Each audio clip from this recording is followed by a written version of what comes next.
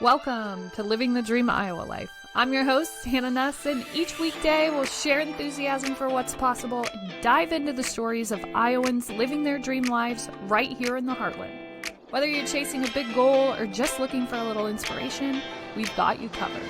Let's change the world together. This is Living the Dream Iowa Life. Let's go. Heyo, welcome to Living the Dream Iowa Life podcast. I'm your host, Hannah Nuss, and welcome to the day, folks. Early on, I remember when I started recording and I would listen to podcasts and they would date them, which sometimes were covering topics in the world, and so they date themselves. But I remember when I would listen to those, I'd be like, oh, this is old. I don't want to listen to this. This isn't where I'm at. And this content, this podcast specifically, really is meant to be lived in the story, not in the timeline. So some of the stuff certainly doesn't hold up because I don't know if we've been podcasting for, this will be our 7th year of 5 days a week of a personal journal podcast. And so some of the stuff doesn't keep up. I left my job. We had COVID in there. I was working in healthcare. It was kind of crazy at points where the universe and the changes in the world couldn't help but find its way on here. But for the most part, this is just a daily journal, dated only by published dates, not by anything else, hopefully. So I never wanted to date it. So you felt like, oh, it's summer, but she's right now in winter. Hopefully you can just feel the fluidity of talking through the day to day. And more than anything, the two problems that I saw with the podcast I was listening to that I was like utilizing for self-development. One, they felt dated, right? Because they were. Mostly just because there was that literal date. They'd be like, it is 2000 and March 2nd, 2022 today. And we'd go on with the podcast, and I don't know why that would mess with me so much. So never mind. We don't even have to think about that. We can just push play and keep playing and play through, and we don't even know, right? If we're just listening to a consistent story as it's unfolding, the date does not matter. And so that was one of the problems that I had, that I always felt like this was old because how I was dated. So we didn't do that with this show for the most part, other than what we could not avoid, like world tragedies and movements that found their way into this show. And sometimes just like, we're going to talk about Christmas because it is literally Christmas. Other than that. The second thing was I would wait. And similar to how I would like be waiting for the next series in the book. I need to develop. What's the next step? What's the next thing? I'm always looking and wanting and wanting that next thing, that next movement. And I was always waiting for the next podcast. Please come on. And I'd listen to them all, and then I'd be all caught up, and then I'd be waiting for the next one because I need this voice feeding into my brain. I need something consistently moving me forward, right? And by the time the next podcast would roll around, maybe it'd be a week, maybe it'd be a month, whatever, I'd kind of have fallen off of my self-development journey because, y'all, if we're going at this self-development thing from a once a month, once a week type of movement, it's not going to stick. And so I just decided, like, one, this is going to help me. And two, maybe this will help someone else who can't kind of mentally stand the waiting of the next thing, and the waiting of this, the waiting of that, right? Like, I can't wait for the next book to drop. I need something that's feeding into me every day, or I'm going to lose it. And so for me, it just became a daily practice. And for anyone that's listening, hopefully it just became a part of your daily practice. I don't know. Maybe you can't read. Maybe reading doesn't work. Maybe podcasts or audiobooks work best for you. Maybe this is your drive. Maybe this is your drive to work. I've heard some people, this is how they get ready for work, which, hey, you're looking great today, by the way. Have you looked at yourself in the mirror? Period. You look amazing. Keep going. You look just lovely. But whatever that is, whatever that pushed me to really create something that didn't exist in the world prior. I'm sure it does now, but when I started almost 7 years, we are almost to 7 years when I published my first show. We'll be venturing into our 7th season, which is blowing my mind. But when I first started, I remember just being like, every day seems so extreme. And now it's just a part of how I live my life. It is a part of how all of this works. And if you're new here or you're just joining us we just added YouTube video to our show in our daily post schedule. And so if you're new here and you're joining us there, welcome. You look lovely. I hope you feel as lovely as you look, as it is radiating from you, right? When we're feeling good, it shows up everywhere. Can't even help it. Don't even have to wear anything. It's just there. It's a glow. It's a feeling. We know who those people are. And that's you, friend. Or it's going to be. You will get there. And yeah, so if you're just joining us, just know the reason that we're on 1300 and I don't know, 19, today's episode might be 19, is because we started at literally 0. And all of those are not living on YouTube yet, but all of them are living in our podcast. So you can go back to day 1.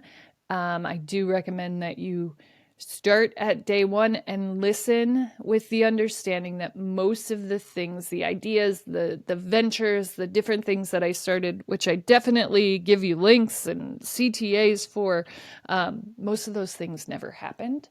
But I did not go at it with a half a heart, like, we're going to do this. I know this. I know this. So just know, especially early on, we had glimmers of essentially everything that I'm doing now. But it was all just too fragmented to piece together at that point. And so, yeah, really grateful to be here, to be living all of this out loud, to be doing that in different mediums at this point, to have added YouTube, to still have the podcast. So grateful for Spotify and their streaming abilities. Riverside, which we started using, which has expanded our capabilities so much this year as far as video and adding more long form platforms to what we're doing with this show. Really, this is just all about, right? It started almost 7 years ago. Started from this place of feeling super frustrated with life. I don't know what I'm doing. I don't know what dreams I have. I just had realized that I sort of gave up or threw in the towel and said, okay, well, I just don't get to live the best life for me because it didn't work out. Right? So like B version from here. It's all B. It's just the B version. And I had sort of, I don't know, gave up a little bit, gave up this idea that I could be this full-fledged, passionate person in life because I didn't get to live it out the way I thought I was going to. And, it really took pulling up the seat to the table, owning and being accountable for the life that I had created, and then figuring out where to go from there. And so we started this show under the title of the podcast, The Death of a Dream. And just within the last year, so year 6, I finally felt like, yeah, no, this isn't the death anymore. This is the life, right? She let that dream die so she could live. That's where we're at. That's where we're at. And so just recently we retitled the podcast, the Living the Dream Iowa Life podcast. And that title, it's so funny because I had been looking for some guidance as to like, what should the show be now? Because when I'm asking guests to be on my show, it's getting an awkward response. People are like, what? Are you going to make fun of me? Like, what are you? Right? Because I'm like, you should be on my podcast. Oh, yeah. What's the title of the podcast? The Death of a Dream. And like their eyebrow would go up or their forehead, they would feel like, what's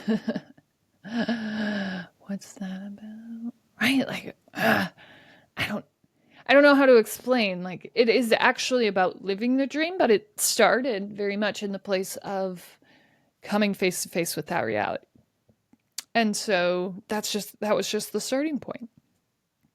And when I asked for guidance, I remembered these moments in my corporate job where I would be infuriated because I'd walk down the hall and I'd be, hey, how are you? You know, the small talk. How are you? Oh my gosh, you're doing that's so great. How are you doing? Just living the dream. So sarcastically. And I'd come back to my office and I'd just be so angry, so infuriated. Like, but why aren't we living the dream? Like, okay, so you hate this so much. And it would be person after person after person. And I think we've been conditioned to have that be our sarcastic response. Right? Like, well, I have to work. I have to do this. And I just kept asking the question, like, do we have to? Why aren't we living the dream? Why are we sarcastically living the dream? Why? Why? Then, okay, are we all doing this? Is this adulthood? Do we just succumb to the fact that life is kind of over for us and hopefully we can retire and enjoy some of it? I don't know, but I could not stand thinking that that's what life was. I couldn't stand it. This is all that we get. This is our lot in life. This is who we get to be. The person who sarcastically mutters, living the dream down the hallway every day. Can't. And so when I kind of started just asking the question, like, how do we retitle this show? Because I really feel like energetically we have officially shifted. And it took 6 years, daily quest. And when I go out and talk about the first book, I usually read through a portion of the part that's like, I promise you, there is not a quick fix diet. There's not a quick fix pill. There's not something that's going to come in this self-development. I don't have any 5-step process to sell you that will fix this overnight. Like, this is going to take you getting up and choosing to change your life every single day. That's what it's going to take. I can't sell you something different because that hasn't been my reality. And some people, right, they're on this like energetic exchange with the world and they can make it all happen so much faster. And usually I think that it comes with complexity or size scale of what it is that you're going to do. Like, and for me, very specifically, I want to build something that I can hold on to. And we know that things that happen overnight are just not sustainable. Like, we got to get to know them. We have to do more than the superficial surface level of experiences, energy exchanges with whatever it is that we're building and experimenting with, finding. And so we shifted the name. We, and when I say we, just for all of you that are new here, it is just me. Definitely have my family behind me in this work, but working in the day-to-day is just this gal. Hey! And so when I say we, I really feel like when I am going after dreams, we, whoever listens to this, whatever piece of this, whoever reads a book, whoever reads a post, like whatever, whoever is a part of that is the we. Because I can feel you feeling more. And when we all expand and when we all get into that state where we are literally living the dream, Not sarcastically, literally. I am walking around, I am seeing the things that I dreamt about. I am doing the things that I dreamt about 7 years ago. I am doing them. If I could do anything, and I feel like that's where this started, I would just work in dreams. I would work with people on their dreams. And I remember thinking that, and then I remember thinking, that's okay, Hannah. What's that degree? Is there a dream degree somewhere that I don't know about? Like what is that? And I did. I remember because it was around year 2 or 3 when I was like, okay, in order for this to fit someplace in the world in a way that makes sense with the world and the way that it works, I think you do have to get some kind of degree. And so I start calling around to the state universities and I'm like, hello, people at Iowa State, it seems as though you have a program in this, and I am wondering, I want to do this, this, and this, and I'm just wondering what kind of degree that is. And can I come back and please get my doctorate as I'm deliciously taking a drag off of my pipe and twirling my handlebar moustache. Hello, scholarly, journally people. My name is Hannah, and I would like to be educated at your institution on dreams and doing them. Oh, ma'am, are you saying like dreams and people in their sleeps? I can definitely connect you to that. No, I am not. That is not what I'm referencing. I am simply referencing. Let me fix my top hat and get more serious about this. I am simply referencing people wanting to do the work that is on their hearts. Do you have a program for that? Because I would like to get my doctorate in said things. What would that look like? Hold on, I'm going to have to transfer you. I'm not really sure what department that is, but I think that Mary could help you in the psychology. Okay, yes, pip pip, please make the transfer quickly. I don't have all day. I'm sitting here in my top hat. My tobacco is about to run dry. Please make that referral, make that transfer. So then I get on the phone after a couple of transfers and a couple of emails. Honestly, this was probably about a 3-week process. And I'm like, hello, Mary. Sorry, I'll just be normal Hannah now.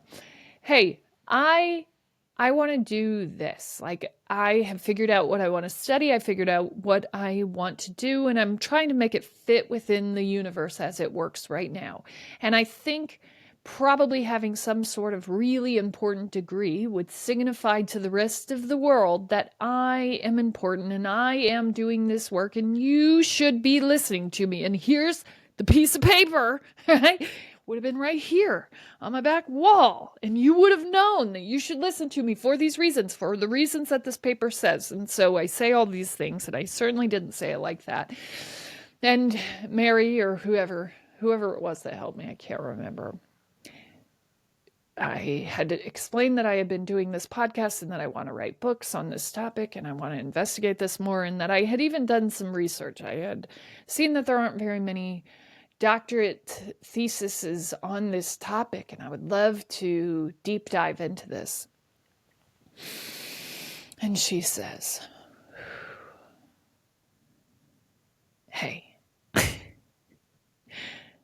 I understand what you're saying, but if you actually want to do the work, and I must have gotten some academic that was frustrated with where she was at in life, and thankfully so, because had I gotten anyone else, I would have been like, okay, yeah, I can just follow my footsteps. And instead she was like, if you want to do this work, you're already well on your way, and there would be no point for you to serve under some professor who is going to make you file paperwork when you have already done so much of the work.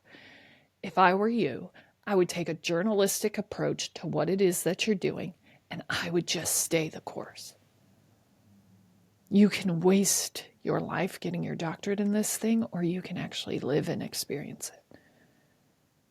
And you can do whatever you want. We have a program, and you can certainly you can serve under a professor for the next 10 years and basically do their dirty work before you ever even get a chance to do anything in this work.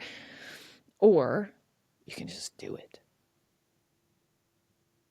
Let me know if you want me to send you an application for the School of Psychology for you to get your doctorate. And I was like, okay, thank you so much. That's not what you were supposed to say.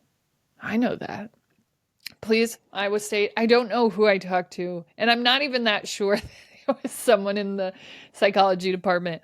But they were absolutely right.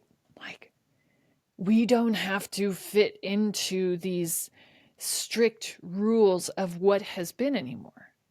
Right? Academia really isn't the gatekeeper of knowledge anymore. There's so much knowledge. There are so many people that are just on their own quest. There are no degrees. And that doesn't discount what academia can do and how important it is in the stratosphere of life. But I think she put it very plainly and wonderfully, like, you're already doing it.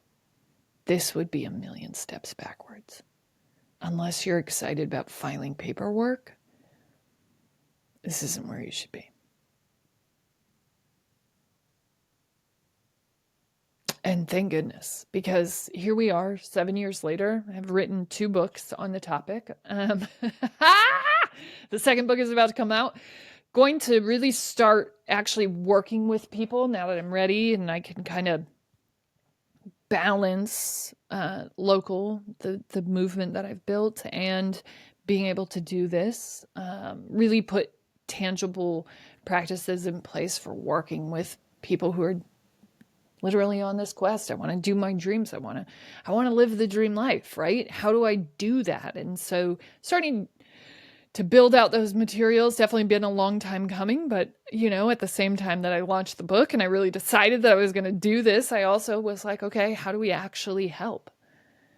How do we actually help people in the same position that I was in? Like, how do we help that? How do we help this place that I am from? How do we fix the problems that we're facing? And so at the same time, I built this gift shop that essentially became a movement for people doing cool. I mean, if I could break it down very specifically, sure, here's the tagline: for expanding local brands to build main streets. That's it. But if I could break it down less eloquently, I would say having people do cool shit wherever they're at and grow. Like, start wherever they are and grow that thing, that cool thing that's on their heart, and grow wherever that's meant to grow and go. So I created that, and then because I had created that and I had started this book thing, I was like, oof, book thing. I don't quite know where I'm going with this yet. I love that I did this, but I don't quite know fully, expansively, like how this all works and fits together. And so now we're in year 3 of that movement and year 7 of this. And I feel like I'm finally getting an understanding of what to do with all of this. So excited to be putting that out very soon. Tra-la-la! And be putting together some courses that we can all take. And listen, this is me certainly crying wolf, because if you listen to the length of this show, the last 7 years of this show, you will hear me start and stop this a bazillion times. But this really is the first time that I know. And 2025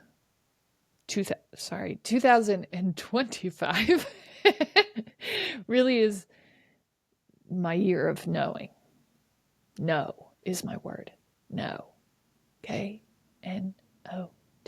I know this is where I'm supposed to be.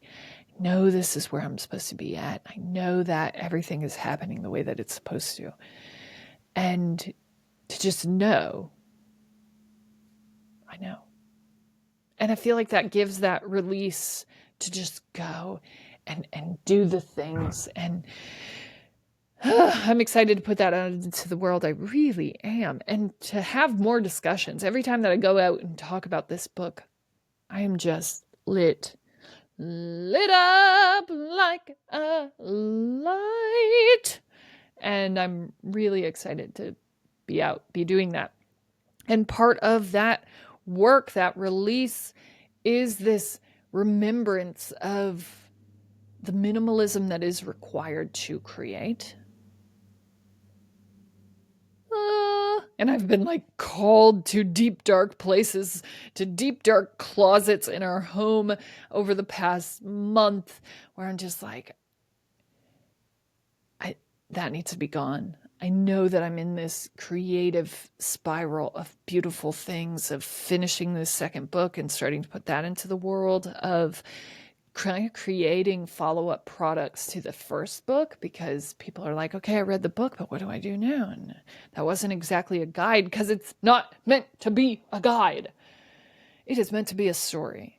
And only a story to say, like, I've been here, I did this was my experience with this is my memoir, this is this is a story, this is not a guide, this is not a 5-step plan, because I don't believe that would be helpful anyways, because I did the friggin' 5-step plans. Ugh. And I'd be so frustrated, because I'd be like, dang it, I did everything that you asked me to do. And this is just very specifically like some of the anger that I had around self-development was like, I ate the freaking salad. I implemented the meditation, and I did the yoga, and I moved my body, and I worked out, and I was grateful, and I journaled about being grateful, and I'm still stuck and feeling like my only way out is some sort of prescription plan from here. No. There's something still very wrong with where I'm at, and I need to figure that out. And your 5-star plan, 5-step plan did not work for me. What the heck? And the only thing that worked for me were really the stories, the narratives, the people who had experienced some of the things that I had experienced, and putting words to that and allowing me to come to terms with that and sit in that pain with someone. Right? In podcasts or in books or wherever.